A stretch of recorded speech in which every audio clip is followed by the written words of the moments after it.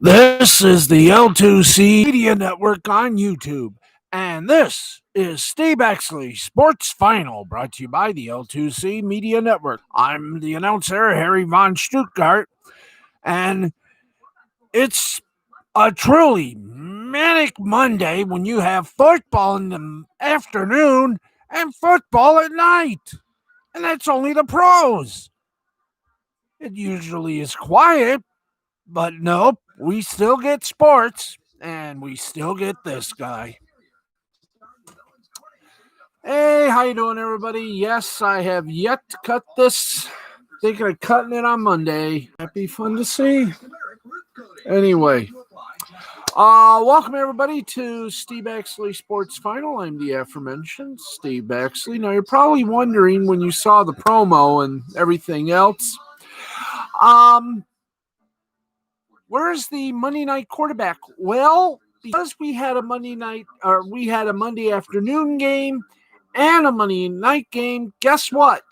It's all moved to Tuesday. A Tuesday edition of the Monday night quarterback will be with you. So Tuesday night, right after World Series Game 1, we'll give you all the football scores. Everything is working. Yay. But for right now, let's break a few rules, shall we? It's time for sports, and we're going to give you the two Monday night games in review, and then we don't have to worry about them on Tuesday. How's that? Okay, good. Here we go, kids. It is time for this here to die. Here did I get it? Aha. All right, let's get the latest in the nostril of sports. That's right. Let's go to it. It's headlines, baby, headlines. And yes, ladies and gentlemen, let's get going. Mahomes has done a lot of outstanding and astounding things in his young NFL career. Wow, wow, and wow. Well, I better mute you first. Forgive me. Okay. Because we were lucky so far with copyright strikes from CBS. I don't know if our luck will continue. So here we go. Monday, he added maybe his most impressive feat to date, becoming the fastest player in modern league history to throw 90 touchdown passes with Week 6, the career score, in just 37. Now, that averages out to about 2.45 touchdown passes per game for Mahomes' career, which is off to a very remarkable start, considering the 25-year-old has already led the NFL in passing TDs, won Offensive Player of the Year, led the Chiefs to a Super Bowl victory, and claimed MVP honors in the big game. Now, Monday night's record-breaking TD pass came to tight end Travis Kelce, who also caught Mahomes' second score of the night and the 91st of the quarterback's career. Marino, of course, is good company in the record books for Mahomes, a 9-time Pro Bowler and longtime Miami Dolphins star, led the NFL in passing yards 5 different times, thrice, and that's a big fancy word for 3 times, led the league in TD passes and fired at least 30 scoring throws in 3 of his first, notably leading the NFL with 50 in his first full season as a starter, but only appeared in 1 game as a rookie and missed 2 starts during the 2019 season. Oh, joy.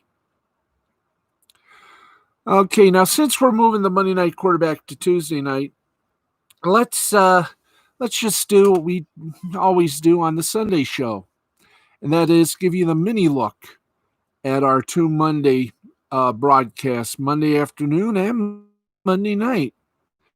Of course, pity for some of the Fox stations that have their newscasts produced by another network station. I know one Fox affiliate in Lansing, Michigan, whose owner is super glad that next year don't have to worry about having their 10 o'clock news taped and shown at, say, 10:30, 10:15, or 10:45. Now they could be live after a game. There you go. Anyway, we'll you want to do it? Okay, let's do it. Let's go. KC, Buffalo, Arizona, and Dallas. And oh boy, I hate to see what the Week 6 roundup is going to be. So let's do this afternoon's game first, if we may. Chiefs and Bills. And it was no contest. Although early on in the first half, it kind of was. The Chiefs just sort of blew the Bills away, 26-17. Mahomes passed for 205 yards and 2 touchdowns. Edwards-Helaire had 26 rushing attempts for 161 yards. Robinson had 5 receptions for 69 yards. Bing the bell. We always do that when the number 69 shows up. Why? Because it's a workable number. Jeffrey Toobin should know that. Ooh, what he did. Ooh. For Bills, Allen, 122 yards, 2 touchdowns. He also had 8 rushing attempts for 42 yards. And Diggs had 6 receptions for 46 yards and 1 touchdown. Now, let's tap dance to tonight's big old Monday night matchup was the Arizona Cardinals and the Dallas Cowboys. And the Cardinals sort of forced Jerry Jones off his party bus again. 38-10 was the final score. Murray passed for 188 yards and 2 touchdowns. Drake had 20 rushing attempts for 164 yards and 2 touchdowns. Kirk had 2 receptions for 86 yards and 2 touchdowns. On the Cowboys side, Dalton was just, but awful. 266 yards, 1 touchdown. Elliott, 12 attempts for 49 yards. And Cooper, 7 receptions for 79 yards and a touchdown. And there ye go. Happy landings on a chocolate star. Now, I thought you said this was all fixed. Oh, well. We'll figure it out. We got to anyways. Okay. Keep going amongst the goals. Shall we? Or shallst we? We shallst. Okay. Let's keep going with the headlines. We're on the air until 12:30. Wow. We might actually make something here. Okay, another NFL news. Another loss for the Cowboys. More ways than one. This is the last thing the Cowboys can afford right now, having already lost starting tackles Lael Collins and Tyrone Smith for the season due to hip and neck injury, respectful. There is now concern for perennial all-star, all-pro right guard Zach Martin. Now, Collins hasn't played a snap at all this season, and Smith was lost for the year ahead of Week 5, leaving Martin the only all-pro remaining on the once vaunted Dallas offensive line. He'd get a swift evaluation on a shoulder stinger midway through the first quarter against the Arizona Cardinals, but returned to the field without missing a snap. Shortly thereafter, he went down on a run play and stayed down, finally leaving the field under his own power, but with the assistance of the Cowboys medical staff. He was initially listed as questionable to return, but missed the remainder of the first half and has totally been ruled out of the remaining moments of the game. Now, it's unclear if Martin is also being additionally evaluated for the same shoulder stinger along with. But this is certainly something to keep an eye on going forward. He has been replaced by second-year talent Connor McGovern, presenting another talent drop-off in the trenches, and with Andy Dalton struggling early in his first start following the season-ending injury to Dak Prescott last week. Now in his 7th NFL season, the former first-round pick has only missed 2 regular season games in his entire career. Now, McGovern was essentially a redshirt for the Cowboys in his rookie season, spending the entire season on injured reserve due to a torn pectoral suffered in the offseason.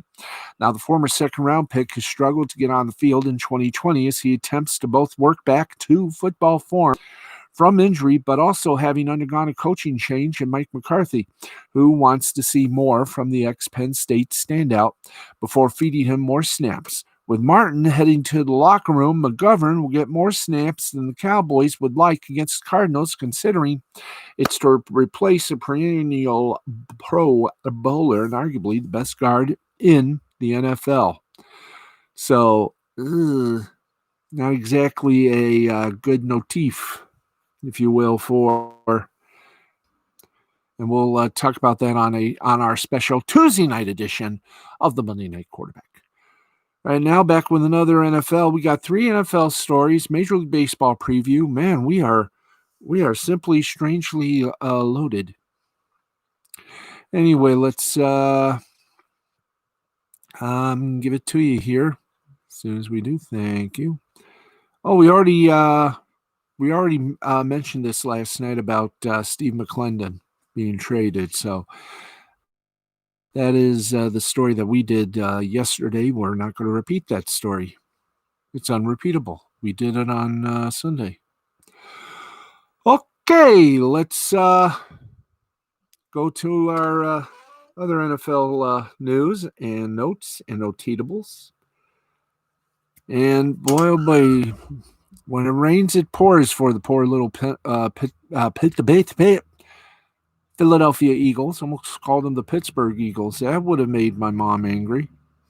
The Philadelphia Eagles are already decimated on offense, and now they've lost one of the game's best running backs and tight ends for multiple weeks. Miles Sanders, who leads all NFL running backs with 6.13 yards per carry, has already been ruled out for Thursday's game against the New York Giants with a knee injury. Sanders is expected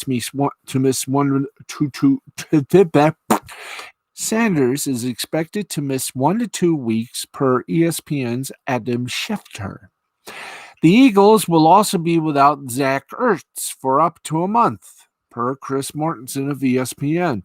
Ertz, who has struggled this season, has the most receptions for a tight end through a player's first 112 games in NFL history, 549. Another crucial loss for the offense. Philadelphia is also projected to have Malik Jackson and Jack Driscoll out for 2 weeks, also reported by Mortensen. The Eagles have depth at defensive tackle to sustain Jackson's absence. Fletcher Cox and Javon Hargrave. But Driscoll was the backup right tackle to Lane Johnson, who missed the past game with an ankle injury that has limited him all season. Philadelphia is expected to get some players back this week, namely Deshaun Jackson, who has missed the past 3 games with a hamstring injury. Alshon Jeffrey has missed the whole season, recovering from a Liz Frank injury from last December, but is close to returning to the lineup. The Eagles also have a challenge of playing on a short week, making matters even more complicated. The Eagles are expected to go with a running back by committee of Boston Scott and Corey Clement, with Sanders out, with Pedersen also mentioning 2020 fifth-round pick Jason Huntley and undrafted free agent Adrian Killens entering the mix. If Johnson can't play on Thursday, the Eagles could go with Brett Toth, who signed with the practice squad last week at right tackle. Tight end Dallas Goedert and wide receiver Jalen Reagor are also eligible to come off injured reserve this week, but the Eagles have yet to make an announcement on their status.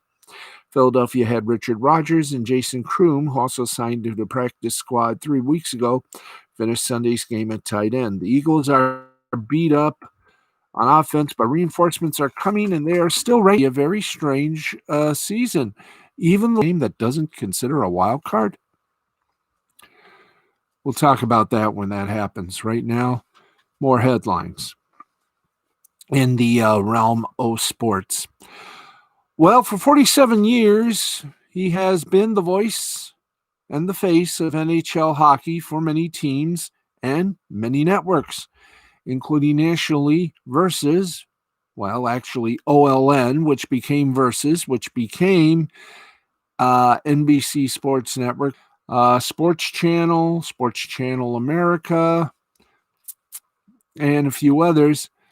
Well, after the Tampa Bay Lightning won the Stanley Cup in the Edmonton bubble in this rather COVID-like season, where Doc Emmerich did the play-by-play from his home in Detroit. Well, none of us ever realized that this is going to be that was his swan song. But after more than 50 years as a sports broadcaster, the doctor has put up his stethoscope, actually put up his skates and his microphone. Mike Doc Emmerich has called it a career in an interview with the New York Post. Emmerich, who has called many iconic NHL moments, revealed that he is retiring from broadcasting. The 74-year-old began his broadcasting career in 1973 when he became the radio play-by-play voice of the Port Huron Flags in the International Hockey League department for the team in Michigan, which is where he does live today.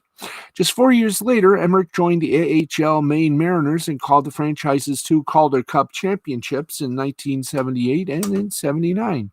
He was nicknamed Doc after he earned a PhD in communications from Bowling Green University in 76.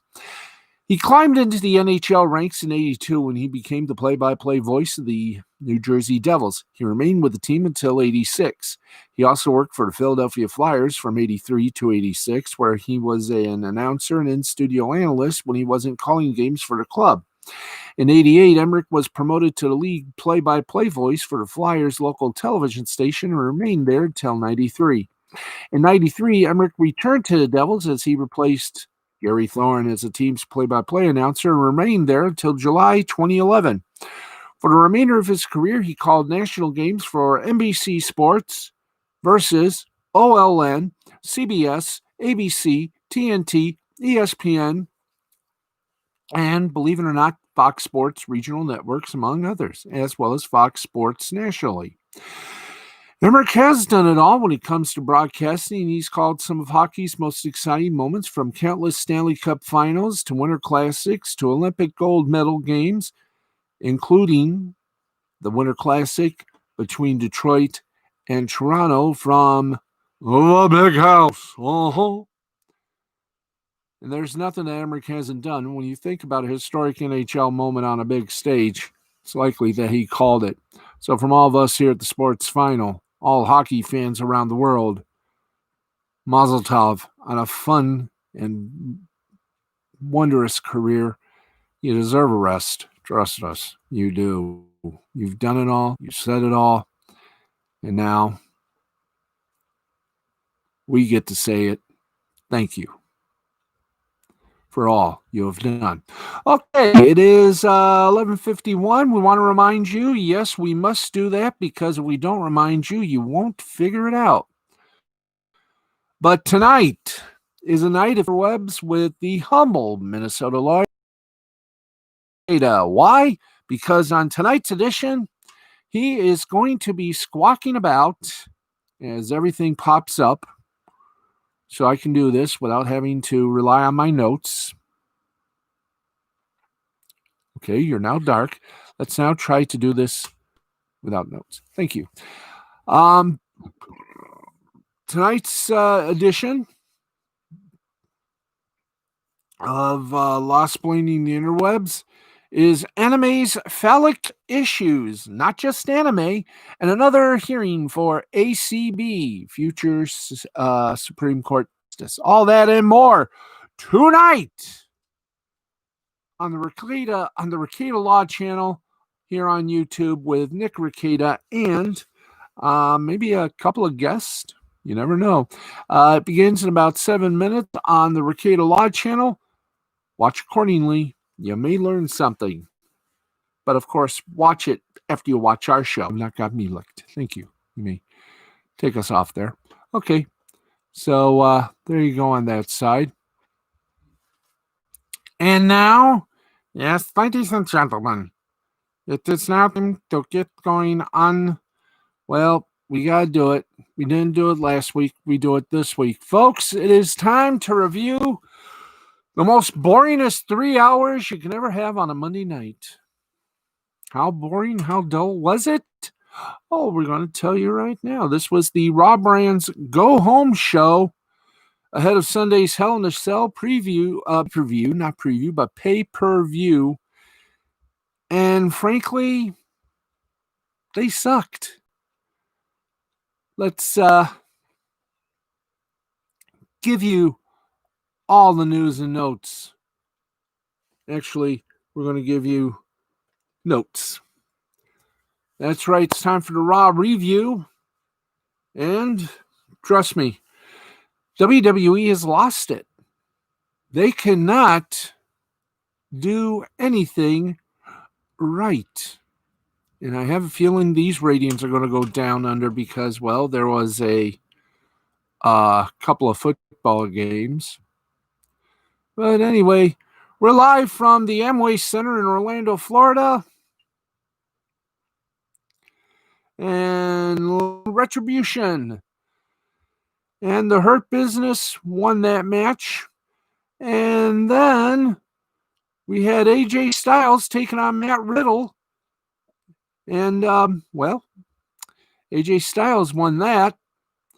And we also got a chance to see AJ Styles' new friend, his bodyguard, Jordan.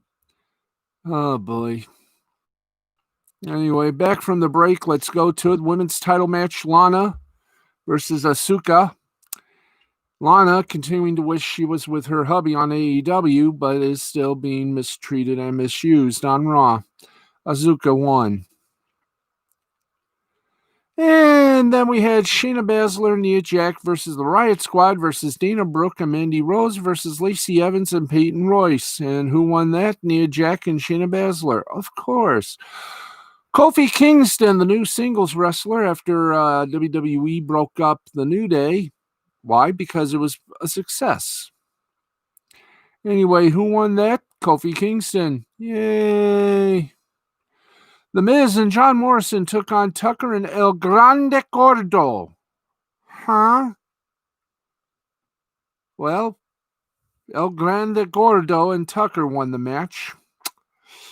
It was just strange. Keith Lee took on Braun Strowman. Braun Strowman won the match. And then Randy Orton came out along with Daniel Bryan and others. Or actually, he also Drew McIntyre also came out, and a few others. And well, I can't say it, but it sucked. It really did. It really did suck. Won't even give you a bell ring because it wasn't worth it. I'll just do this, just a half a bell ring. It was a disgrace. Anyway, we got some more wrestling news before we hit the Fun-Filled Fiesta we like to call Fun-Filled Fiesta. Huh. So, what happens? What happens? What's going to happen? Okay, we're just going to check and see. AEW's Jake Hager is going to make a return to the mixed martial arts sport. We'll give you more details on that. In fact, why don't we do that right now as a matter of factus? That's right. Jake Hager is going to make an M4 250 Thursday, October 29th from the Mohegan Sun Arena in Uncastleville, Connecticut, according to MMA Junkie. This will be his fourth professional MMA fight. He currently has a MMA record of 2 wins, no losses, and 1 no contest. His last fight came on October 25th, 2019 at Bellator 231, a North Carolina fight with Anthony Garrett. That fight ended after an inadvertent groin strike from Hager. Carlton has an MMA record of 2 wins and no losses. Now, Bellator 250 would usually air on the Paramount Network, but that network has taken a transference to be known as the Paramount Movie Network. So the Bellator 250 will air live on CBS Sports Network after the prelims air on CBSSports.com. I am not having a joy today. Teeth are about to revolt. Let's try it again. Bellator 250 will air on the CBS Sports Network after the prelims air on CBS Sports.com. The Hager versus Colton fight there is part of the preliminary card. So go to CBSSports.com and you'll be able to see it. Okay, and that is your brief look at pro wrestling. Well, what else is new? To the Steve Baxley Sports Final. And right before we get to the scoreboard, let us give you a looky-loo at the World Series. It is Rays versus Dodgers. It starts tomorrow on the Big Rock Daddy of all networks, Fox. Don't forget one. Now, the Rays and Dodgers have each emerged from a tense and very contestant LCS, and now the sole focus will be on those two teams. It's a truly interesting matchup of two of the best teams in baseball during the regular season, something that hasn't happened too often in the wild card era. And that's layered by the fact that the Dodgers boss, Andrew Friedman, was once the general manager of the Rays. Now, mostly, though, it's about the clash of the ultimate titans, from Mookie Betts to Clayton Kershaw, from Randy Arozarena to Cody Bellinger, from Charlie Morton to Tyler Glasnow and Walker Buehler. Now that makes this hard to call. So, who's going to win it? It could either go either way. Both teams are got the trick shot artists too. So how to predict this game, how to lay this game out and pick. Some are calling the Dodgers in 6. Some have the Rays in a full plate known as 7. Some say Dodgers in 7. Some say Dodgers in 5. So what am I going to say? How am I going to predict as a lay person here that loves sports, loves all sports? How are you going to predict this game? You just can't, except to say that unless one of the two teams, unless either the Rays or the Dodgers screw up in game 1, and this is the crucial point, the winner of game 1, as is usual, the winner of game 1 controls the series. You win the first game, you control the path you take. If the Rays win it, it'll go 4. Yep, I'm predicting a sweep. If the Dodgers win it, it'll go all 7. Who am I going to pick? Well, I'm not going with the experts. I'm just going to say it's going to be a good game. This is definitely too close to call, but gun to my head, and not looking at any notes, but looking at their schedules, their win-loss records, and everything else, I'm going to pick the Tampa Bay Rays to get it in 6. Tampa Bay Rays in 6. It will be close, though. Very close. Again, whoever wins the first game controls it all. And if you lose that control after game 2, then you open yourself up. But for either team to win, they have to win that first game. You win the first game, you control the series, you control your own destiny. I'm giving the edge Tampa Bay 6 games. There you go. 4 minutes after the hour of midnight. It is time that we say a gracious head and the gram. And let's do it with proper feeling. That's right, or proper filling if you prefer. I prefer whatever I prefer. Yeah. Okay, let's prefer it. Shallst we? We shallst. Okay, and we say to Christina Peterson, Angela Peterson, Yuki Tanaka, Anne-Marie Mann, Jay the Brain Man, Matthew Nichols, Jerry Nichols, Nancy Nichols, to Crystal Hart,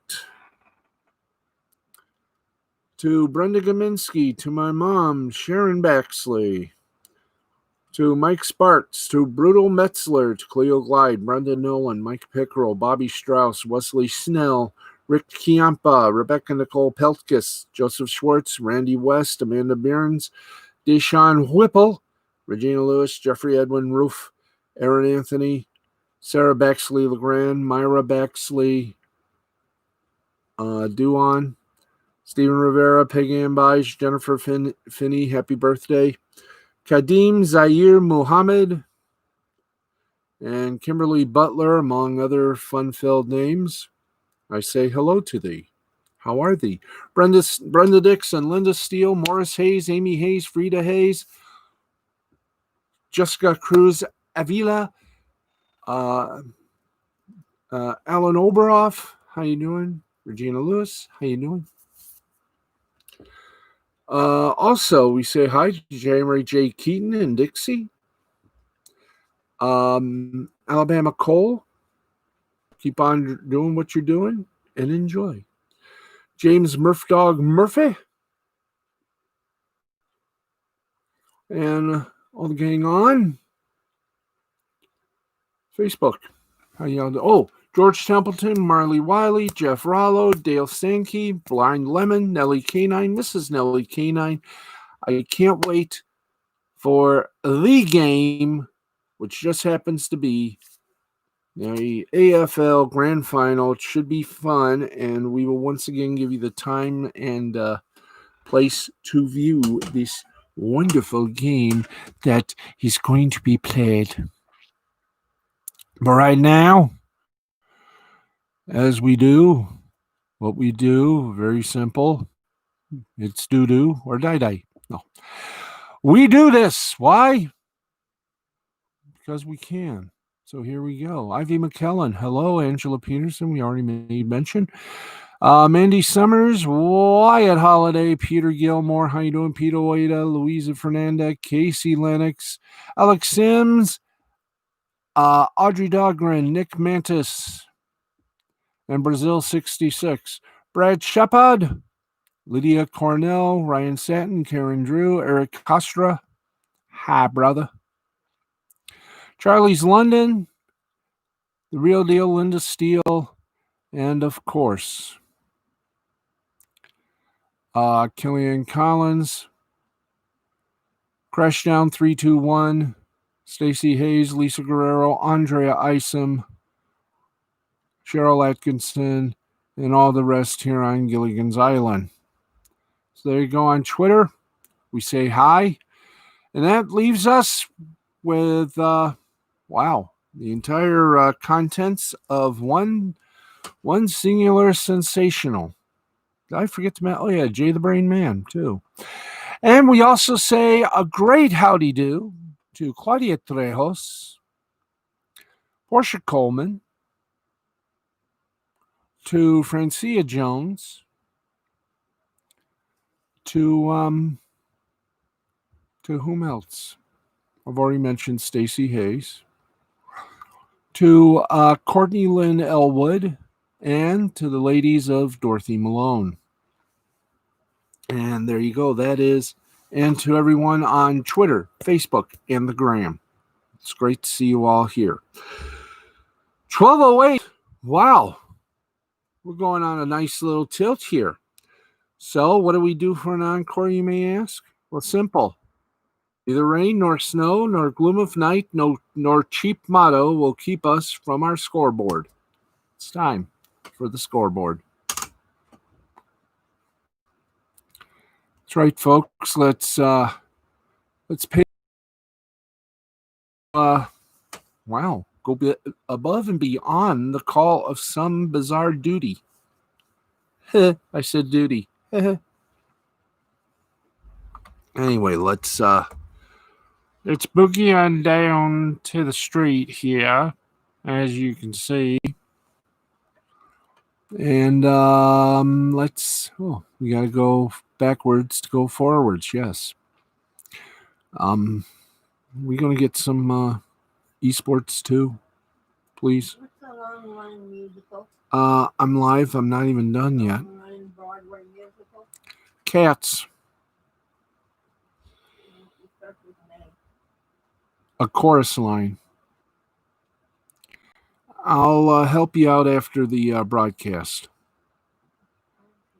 All right, it's 10 past the hour of midnight, and I've already got the late night munchies. So what are we going to do? Simple. We're going to kibble ourselves with the scores. First off, let's get you some esports. We haven't done that in a while. Counter-Strike DreamHack fall section, the winter stage in Europe. Astrals over Godsent 2-0. Fnatic over the North 2-0. Big over G2 Esports 2-1. In Counter-Strike Intel Extreme Masters New York, Virtuous.pro beat Cyber Legacy 2-0. Team Spirit beat Ethereal also 2-0. So, are we officially ready, Tootski? Yes, we are. Let's give you. Do we have the top scores, soccer and otherwise? Yes, I do believe we do. So let's do this. Shallst we? Yes, I think we shall. That's right. We got till about, Funsville. Okay, let's get you up to the soccer. Premier League, West Brom and Burnley tied at 0. Wolves over Leeds 1-0. Moment here, folks. I don't want to do them all. I'm going to just give preview. Thank you. We always do it in preview mode so that we can fulfill our promise of giving you all the sports that we can. 12 minutes after the hour of 12 midnight, and believe it or not, Point and Zort, we're giving you some good scorage. We've already done the Premier League scores for today. And by the way, you can still see the Premier League on Peacock, the streaming service from NBC Universal. Okay, let's get this showboat to the finish line, shall we? Italy Series A, Verona and Genoa tied at 0. Czech Republic, the Extraliga, all games postponed. Boy, we can't catch a break, can we? In Japan, we've only got one score to report as the Chibalati Marines and the Nippon Ham Fighters game was postponed. And here's a shock. The Hanshin Tigers and the Acute Swallows went to extras and they couldn't decide. So it ended up in a tie. 1-1. 1-5-1 for Tigers, 1-6-1 for Swallows. No winner, no loser. And believe it or not, that's it for the scoreboard. Wow. That's a stunner, isn't it? We have gone through literally the entire scoreboard, and we've still got about 17 minutes left of a broadcast. So, a needle pulling thread. By the way, it's Kershaw versus Glasnow in game 1. We're going to go beyond our little sports cast, and when I say beyond, I mean literally beyond. Get you some more sports here on a day that was a little insane in sports news. We got more headlines, yes, of which I am eternally grateful. So here we go. What's our next headline? Well, the attorney representing 8 black former Iowa football players who alleged racial discrimination during their time with the Hawkeyes said Monday night that the university's rejection of their demands, which included a payment of $20 million, is not the end of the matter. Civil rights attorney Demario Solomon Simmons of Tulsa, Oklahoma, has stated that the players' demands in a 21-page letter to university officials dated October 5th. In addition to the $20 million, The players called for the firings of head football coach Kurt Ferentz, offensive line coach Brian Ferentz, and athletic director Gary Barta. The university's general counsel's office issued its response Sunday, saying it would not give in to the demands and that work had already begun to create a more welcoming environment for black athletes. The general counsel's response was issued to the media along with a copy of Solomon Simmons' original letter. Quote, in response, it appears Iowa released our confidential letter to the media with the sole intent of trying to shame and intimidate our courageous clients. It did not work. In fact, Iowa's move has not only strengthened the resolve of our clients to continue to stand up for their rights and the rights of their teammates. Now, the former players who have said they were mistreated are Arkham Wadley, Aaron Menz, Jonathan Parker, Marcel Jolie, Maurice Fleming, Reggie Spearman, Cavante Martin Manley, and Andre Harris. Solomon Simmons did not respond to an AP request for an interview or to interview the former players. Other attempts were unsuccessful. Solomon Simmons' original letter said the players' demands were not met. By Monday, the former players will file a lawsuit seeking damages. Now, the university in June hired an outside law firm to review the culture of the football program after dozens of former players, most of them black, spoke out on social media to allege racial disparities and mistreatment. Their activism came as protests against racial injustice swept the nation following the death of George Floyd, and after attempts to raise concerns inside the program resulted in only minor changes. The athletic department cut ties with longtime strength and conditioning coach Chris Doyle, who received $1.1 million in severance. Several players had accused Doyle of using racial slurs when addressing them, an allegation he constantly has denied. Brian Ferentz, the son of Kirk Ferentz, also was alleged to have been abusive to the players. The review, which also included interviews with 111 current and former players and employees, found the cultural problems were systemic. The players' demand letter called for the university to make a payment of $10 million for the loss of earning capacity, loss of professional opportunities, defamation, pain and suffering, mental conditions, mental language, PTSD, humiliation, overall emotional distress that the clients have incurred. In addition, they sought $10 million to set up a fund established for athletes not including the 8 former football players to compensate them for the discrimination and ongoing severe and persuasive acts that constitute intentional discrimination where defendants intended to treat African Americans differently. The players also wanted mandatory annual anti-racist training for all athletic department staff, creation of a permanent senior black male administrator position, and tuition waivers for black athletes who attended Iowa during Kirk Ferentz's 22 years and did not graduate. Solomon Simmons said the issue of racial discrimination won't be erased with diversity councils, grandiose statements of support, helmet decals, unity walks, prepared expensive reports, kumbaya implicit bias seminars, and tokenizing of a few black faculty, athletes, and staff. Wow. This one, we assure you, is going to continue. 12:18 right now. And if I'm not mistaken, that is about 45 minutes. Let us, while we have our opportune chance to do this, let us, while we have this opportunity, give you some college football, give you the schedule. And it is a full schedule, kids. You'll believe that. It is a full schedule of college football. We'll give you the times and, of course, the network. So let us get to the schedules for, in some cases, a very packed week. And let's get going as we yes, and we kick off literally with something literal. Okay, we start off Thursday, October 22nd, 7:30 ESPN with Arkansas State and Appalachian State. Friday, October 3rd, 7 p.m. on the Plus of ESPN, Jackson State and Florida International. 7:30, Friday, October 23rd, on ESPN, Tulsa, South Florida. 8 p.m. on Friday night, it's number 16, Wisconsin, battling Illinois at 8 p.m. on that has no network yet, probably the Big Ten network.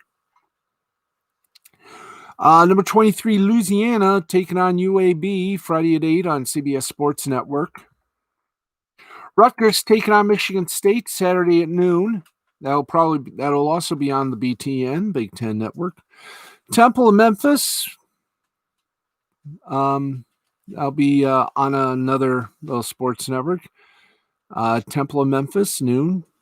Another noon game on Saturday, Oklahoma and TCU. Nebraska, number 6, Ohio State. That'll be on Fox. That'll be the main Big Ten game, by the by. Saturday, also at noon. We have Georgia Southern going up against Coastal Carolina. North Carolina State going up against number 8, North Kakalaki. UTEP taking on Charlotte. We got Florida State and Louisville. Clemson going up against Syracuse. We got Kansas State. We got number 13, Auburn, going up against Ole Miss. Mercer going up against Army. That'll be on CBS SN, otherwise known as the CBS Sports Network. The 1 o'clock game on Saturday will be Southern Miss at Liberty on ESPN3. 2 p.m. games will be Tulane at the University of Central Florida. 2:30 game will be Florida Athletic and Marshall. The 3:30 games will be number 2, Alabama, number 14, Tennessee, number 24, Iowa State, number 10, Oklahoma State, Iowa and Purdue, Houston and Navy, where you can sail the 7 seas. Baylor, number 22, Texas, Middle Tennessee and Rice. Ain't that nice? Number 5, Notre Dame over Pittsburgh. Number 9, Penn State over Indiana. And number 19, Virginia Tech and Wake Forest. The 4 o'clock games will be Chattanooga, West Kentucky, Kentucky and Missouri, Georgia Tech, Boston College, Georgia State, and Troy. 5:30 game will be West Virginia and Texas Tech.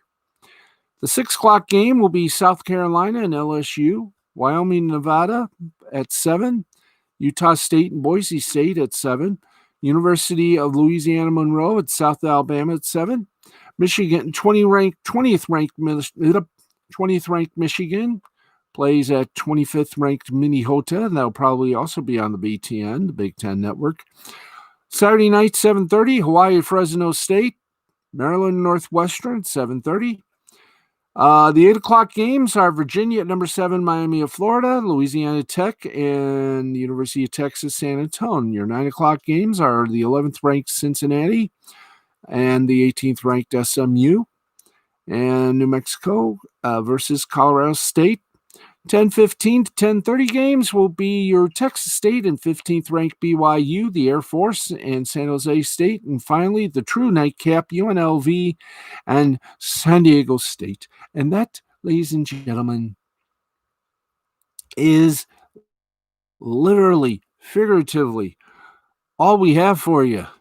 We got 7 minutes to kill, and I think personally we're going to let you guys kill the 7 minutes on your own. We've done all we can to bring you this little sportscast, and we just got to say this. Thank you all for watching. Tomorrow night will be, of course, led by the World Series, so we'll see you after the Game 1, because we will also have the special Tuesday night edition of the Monday Night Quarterback, where we take a look at all the games, except for there was no Thursday night game in week number 6. So we'll give you all that. Plus, what else can we give? Oh, yeah, all the latest in sports headlines, sports news, and everything else going on as we continue to count down to where actually we may have to do some international sports. So thank you all very much for watching. We're going to end this early, so take good care of each other. And remember, may your favorite sports teams always be winners. And good night, America, wherever and whomever ye may be. This has been a presentation of Mystifying Creativity Sports and Mystifying Creativity Productions in association with L2C Media Network and L2C Sports and YouTube. For now, I'm Steve Baxley. For everyone that works on this little romantic show, thanks for watching. And we'll say it again. Good night. We'll see you tomorrow night after Game 1 of the World Series, live from Arlington, Texas, Bubble, between the Tampa Bay Rays and the Los Angeles Dodgers. See you tomorrow, everybody. Good night. And